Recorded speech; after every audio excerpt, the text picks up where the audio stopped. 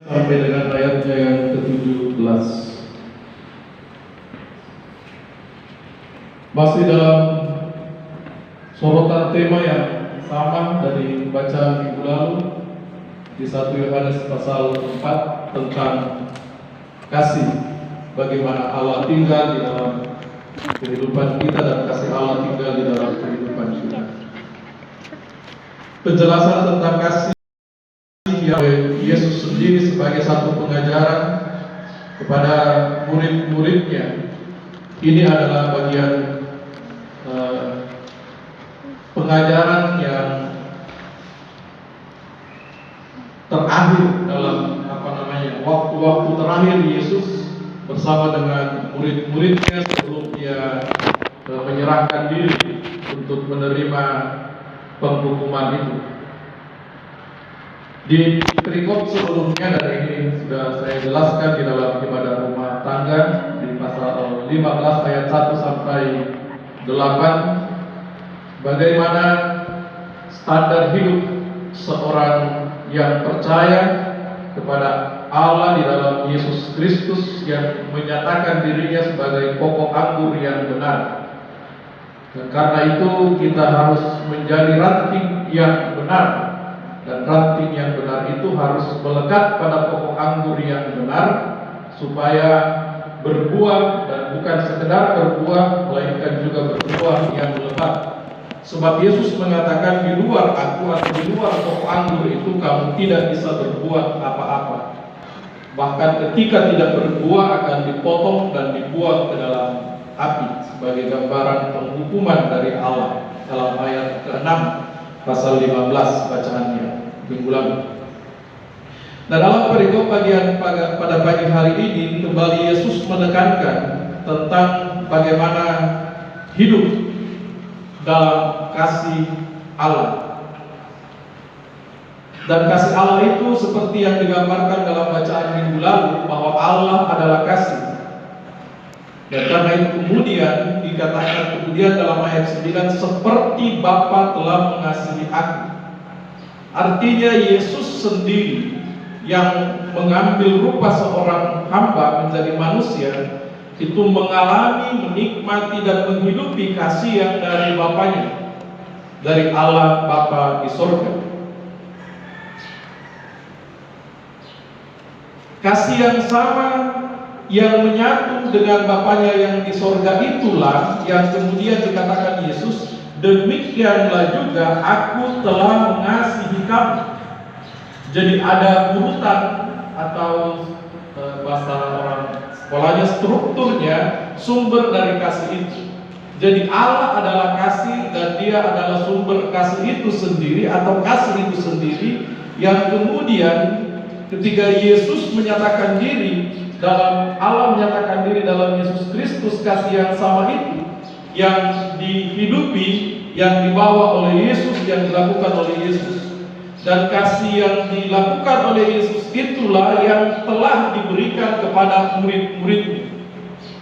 Jadi ada satu rangkaian yang tidak terputus dari sumber kasih, yaitu Allah sendiri sebagai kasih, yang dibawa oleh Allah di dalam diri Yesus Kristus yang menghidupi kasih itu dan telah memberikannya kepada manusia, khususnya kepada murid-murid yang diajarkan pada waktu itu. Dan karena itu Yesus meminta kepada murid-murid itu untuk tinggal di dalam kasih itu. Artinya tinggal di dalam Allah. Seperti di perikop sebelumnya, kalau tidak tinggal di dalam Allah, maka tidak akan berbuah dan kemudian akan dipotong dan dibuang. Jadi syarat untuk berbuah adalah tinggal di dalam pokok anggur, di dalam Allah yang adalah kasih itu. Nah, jikalau kamu menuruti perintahku, kamu akan tinggal di dalam kasihku seperti aku menuruti perintah Bapakku dan tinggal di dalam kasihnya. Jadi Yesus memerintahkan itu kepada muridnya bukan sekedar perintah, tetapi satu keteladanan hidup yang telah dicontohkan, yang telah dilakukan oleh Yesus sendiri, bahwa seperti inilah cara engkau menyatakan kasihmu kepada aku, seperti aku telah mengasihi, seperti aku telah mentaati Bapakku yang di surga. Jadi syarat mengasihi Allah di dalam Kristus adalah menaatinya. Seperti anak, apa bukti bahwa anak itu mengasihi orang tuanya? Apakah seorang anak dikatakan mengasihi orang tuanya kalau apa yang orang tuanya perintahkan dia tidak lakukan? Kira-kira disebut mengasihi atau tidak? Bagaimana menurut orang tua? Kalau kita orang tua mengatakan kepada anak kita, memberikan aturan ini dan sebagainya, tapi tidak satu pun yang dilakukannya, apakah itu bukti bahwa anak kita mengasihi atau tidak? Tidak mengasihi. Walaupun dia ditanya, apakah engkau mengasihi saya sebagai orang tua? Saya mengasihi, Pak, saya mengasihi. Tapi buktinya tidak ada. Dibilang, ya belajarlah. Oh, tak ada peragi. Pada malebang maningo, tak ada peragi. Pada memang agempang, tak ada peragi. Apakah itu bukti mengasihi? Jadi kedengaran dari apa yang dia katakan mengasihi, tapi praktek dari kasih itu tidak ada.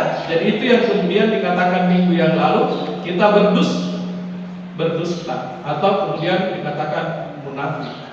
Karena bibir mulut kita mengatakan mengasihi, tapi sikap tindakan perbuatan kita tidak. Jadi itu hal yang kontras, tidak sama. Jadi ketika kita mengatakan seperti dalam pengakuan iman, aku percaya, maka percaya itu hanya ungkapan, tidak terlihat, hanya kedengaran. Lalu kemudian orang bertanya, percaya lewat tindakan perbuatan mana? Saya melihat. Nah, kita harus perlihatkan. Itu yang dimaksudkan oleh Yesus. Nah, semuanya ini kukatakan kepadamu supaya sukacitaku ada di dalam kamu dan sukacitamu menjadi penuh. Jadi ternyata ketika kita mengasihi Allah, hidup di dalam kasih Allah, taat kepada kehendak Tuhan, ternyata itu satu kepenuhan sukacita dalam hidup kita sendiri. Jadi ya tidak usah cari sukacita dari sumber-sumber yang lain. Satu contoh yang saya kasih kemarin di ibadah hari Rabu.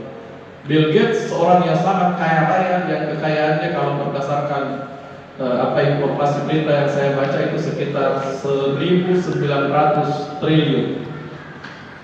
Dan karena dia bercerai dengan istrinya, siapa nama istrinya? Katrin atau siapa? Lupa saya nama istrinya. Pokoknya istrinya. Dan itu hukum di sana harus bagi dua harta gono gini. Jadi kira-kira istrinya bawa berapa? Setengah, ya berapa setengah itu? 900 triliun. Jadi dia menjadi, saya baca di berita itu agak lucu, dengan berpisah dari suaminya, bercerai, dia menjadi janda terkaya di dunia. Wah, ini satu catatan bagus ini. Nah, apa yang saya mau katakan Bapak Ibu, dia menjadi orang yang terkaya di dunia, dan di ujung jadi Bill Gates itu bahaya. Kalau dia hentikan semua apa yang dia punya dengan ciptaannya itu, maka dunia akan kolaps sekarang. Jadi bahaya di ujung dari Bill Gates. Tapi apa? Apakah dia bahagia? Contoh kecil, ternyata tidak. Dia bercerai dalam waktu pernikahannya yang 27 tahun. Itu mau menjelaskan kepada kita Bapak Ibu dan Saudara, kekayaan bukan jaminan kebahagiaan. Dan Yesus memberikan jaminan itu, bahwa sukacitamu menjadi penuh kalau kamu hidup di dalam aku dan kasihku tinggal di dalam kamu dan kau mengasihi aku. Itu kasih, itu kepenuhan sukacita yang tidak bisa dunia beli, sekalipun sebanyak kekayaan Bill Gates yang 1.900 triliun. Itu bisa beli Indonesia, saya kira. Tapi dia tidak bersukacita. Karena Alkitab memang mengatakan, apa artinya engkau memiliki dunia dengan segala isinya, tetapi engkau kehilangan nyawamu. Artinya kehilangan sukacitamu, kehilangan hidupmu, kehilangan kebahagiaan. Karena semuanya itu bersumber dari Allah dan Allah yang punya. Allah lah kasih itu. Dan kalau Tuhan mengatakan kasih itu mau tinggal di dalam kita, wow, ini anugerah yang luar biasa. Kasih itu mau tinggal di dalam diri kita. Seluruh kekayaan Allah, Allahnya sendiri, bukan kekayaan Allahnya sendiri di dalam kasihnya mau tinggal di dalam diri kita. Pertanyaannya, siapa saya? Sehingga kekayaan kemuliaan kasih Allah mau tinggal di dalam hidup saya. Saya tidak tahu kalau Bapak Ibu saudara-saudara membaca berita, saya pernah membacanya satu kali latar belakangnya. tetapi kemudian sekarang jadi agak trending karena dia meninggal. Aditya Oloan, ada yang baca? Ada ya? Anak muda harus tahu itu. Siapa Aditya Oloan? Dia seorang anak muda yang masa remaja dan masa SMA-nya hancur berantakan. Oleh karena dia menjadi pecandu narkoba. Dia hidup dalam free seks yang bebas. Dia hidup dalam segala bentuk kejahatan. Tapi satu ketika dia dijumpai oleh seorang teman sahabat yang membawa dia dari kehidupan yang begitu hancur. Kalau Bapak Ibu saudara-saudara khususnya dari generasi muda, dia masih sangat muda, usianya baru 36 ya, 36 waktu dia meninggal kemarin tanggal 6 April. Dia menjadi seorang pengkhotbah yang tidak berkhotbah dalam arti belajar secara dalam tentang Alkitab, tapi dia berkhotbah dari kehidupannya yang boleh menikmati kasih Allah, pengampunan Allah yang mengubahkan hidupnya, dan itu kesaksiannya yang dia terus ceritakan. Dan kata terakhirnya sebelum dia meninggal, dia bilang, saya tidak pusing, saya tidak sedih akan meninggalkan istri dan anak-anak saya, karena istri saya bukan milik saya, anak saya bukan milik saya, kami semua ini milik Tuhan. Saya akan pergi kepada Tuhan dan Tuhan akan memelihara istri dan anak-anak saya. Oh, itu iman yang luar biasa. Kenapa dia bisa begitu? Karena dia tidak merasa memiliki dirinya sendiri, karena dia merasa dirinya ini milik Allah dan dia hidup di dalam kasih Allah, sehingga dia tidak lagi merasa memusingkan perkara-perkara dunia. Dalam arti, ya, untuk kita pusing pun ya tidak menambah sesuatu apapun dengan memusingkan. Bukan berarti kita lalu kemudian pasrah tidak berpikir, bukan itu maksudnya. Tetapi dengan memikirkan semuanya itu membuat kita stres dan sebagainya, toh tidak menambah apa-apa, bahkan menambah stres kita. Tetapi ketika menyerahkan diri dalam kasih Allah dan mengizinkan Allah, bukan mengizinkan Allah, Allah lah yang memilih kita. Baca di ayatnya yang ke-16. Bukan kamu yang memilih aku, tetapi akulah yang memilih kamu, dan aku telah menetapkan kamu. Ini tujuan Tuhan memilih kita, supaya kamu pergi dan menghasilkan buah, dan buahmu itu tetap. Baca ayat selanjutnya, itu menarik sekali. Jangan langsung di situ, tapi baca sebelumnya juga. Supaya apa yang kamu minta kepada Bapa dalam namaku diberikannya kepadamu. Jadi ada dua tujuan ketika Allah memilih kita, tinggal di dalam kita, dan kita hidup di dalam kasih-Nya. Tujuan yang pertama, kita menghasilkan buah pertobatan, buah-buah kehidupan yang benar seturut dengan standar Allah. Dan tujuan yang kedua adalah kita punya kuasa, punya otoritas untuk minta apa saja kepada Tuhan, dan kita akan menerimanya dalam nama Bapa. Oh, ini luar biasa. Dan itu yang dalam kesaksian yang saya baca tentang beberapa video terakhir ini, saya selesai cari tentang Aditya Oloan ini, pengabdian yang luar biasa kesaksian itu. Dan anaknya, ada anak keduanya itu pun memberikan kesaksian, ya Bapak sudah pulih dari penyakitnya dan kami hidup dari kasih Tuhan. Wah, itu luar biasa sekali. Bapak pergi tapi Tuhan tidak meninggalkan kami. Nah, Bapak Ibu dan Saudara yang dikasihi Tuhan, lalu kemudian Yesus mengatakan di ayat 12, inilah perintahku, yaitu supaya kamu saling mengasihi. Bahasa Torayan nama memang pilih kepada si pakaboro kodipia. Biasa lagi setelah nasihat orang tua kita pada masa yang lalu luar biasa Bapak Ibu. Nah kami te apa pia ketonton ki si pakaboro kaya pada nami kadin napa ketonton ki ta si pakaboro na tayo bangsa lain. Ia kata pak barang-barangan lagi di sisilu paknannya. Oh, itu hikmat orang tua kita yang luar biasa. Dan itu nasihat Tuhan. Inilah perintahku, yaitu supaya kamu saling mengasihi, supaya aku seperti aku telah mengasihi kamu. Artinya saling mengasihi satu dengan yang lain hanya bisa terjadi kalau setiap pribadi telah mengalami kasih yang sama dari Allah. Kalau kita belum sama-sama mengasihi Allah, menikmati kasih Allah, hidup di dalam kasih Allah, atau kasih Allah hidup di dalam kita, memang susah kita saling mengasihi. Karena yang satu masih berpikir tentang keegoisannya, sementara yang lain sudah hidup dalam sisi Tuhan. Nah, kalau begitu, kita yang sudah hidup di dalam kasih Tuhan dan kasih Tuhan hidup dalam kita harus menjadi contoh, menjadi teladan seperti yang diteladankan Yesus kepada kita. Dan lebih daripada itu lagi, Yesus memberikan contoh. Kalau Yesus berteori, aku dikasihi Bapa, Bapa mengasihi aku sekarang mengasihi kamu, ya paling kita mengatakan atau murid-muridnya mengatakan, nah terus yang mana wujud kasihmu kami belum lihat.